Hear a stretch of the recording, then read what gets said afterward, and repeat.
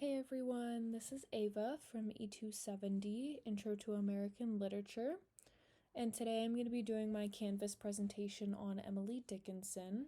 We're going to be looking at a contemporary scholarly article in detail. And the specific article that we're going to be looking at today is called Exploring Connection in Emily Dickinson's Poetics.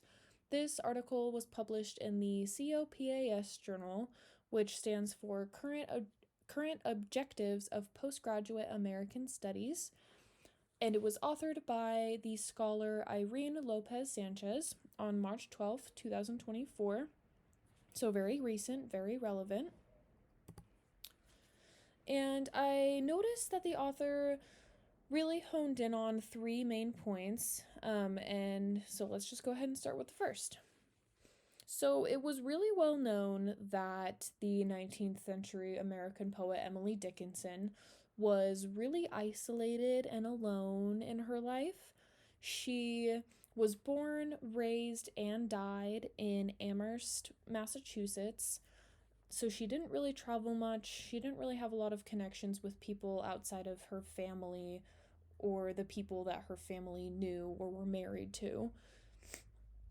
And this caused a lot of people, scholars and just readers of poetry in general, to view her work as really disconnected from reality.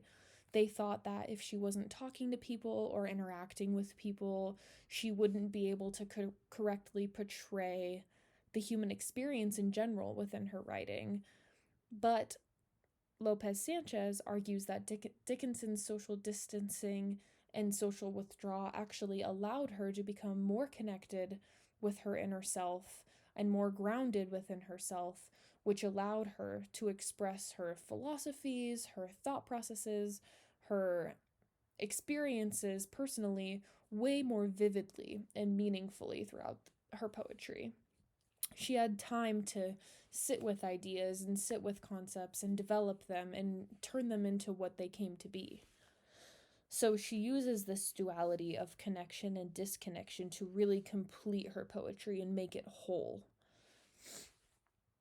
And then the second main point that I noticed from the article was that Dickinson sort of rejected the stricter rules of traditional or conventional forms of poetry. She didn't really have a super consistent rhyme scheme. We do see rhyming within her work, but it doesn't follow a super set technique or style. She just sort of explores it in her own way. And this is really something that a lot of people weren't used to during this time. When people thought of poetry, they thought of really traditional poets like Shakespeare, who followed really specific rules when it came to poetry. So Dickinson's work was really new to people. And I think it really influenced the new wave of, for example, free verse that we see in the United States, which is a form of poetry that doesn't have any rules, and you can sort of just really develop your own style of writing in poetry, and you don't have to worry about feeling that pressure of following those specific rules. And then lastly, historically, scholars have been really focused on Dickinson's personal life and her social withdrawal, and they sort of let this cloud their judgment of her work, and they don't really appreciate it to its full extent because they're just too focused on her isolation. And moving along, here is the evidence that supports the claims that we just talked about on the previous slide. So the evidence that touches on that duality aspect that we were just talking about, I'll just go ahead and read the quote that I pulled from the article. It reads, "Dickinson's apparent withdrawal from society can be understood as a way to bridge the infinite gulf between individuals, clearing the way for deeper creative and spiritual insight." So again, Dickinson was just really able to tap into that deeply creative realm because of her grounding she had within herself and her connection to her inner self that she had. And then moving along, again touching on that rejection of traditional poetry aspect, the quote that I pulled here was, Dickinson's poetics also hinted at new directions, embracing a fragmented and open ended style. So, yeah, again, she didn't follow the traditional rules of poetry, and she was able to experiment with her own techniques that made her poetry very unique and very innovative.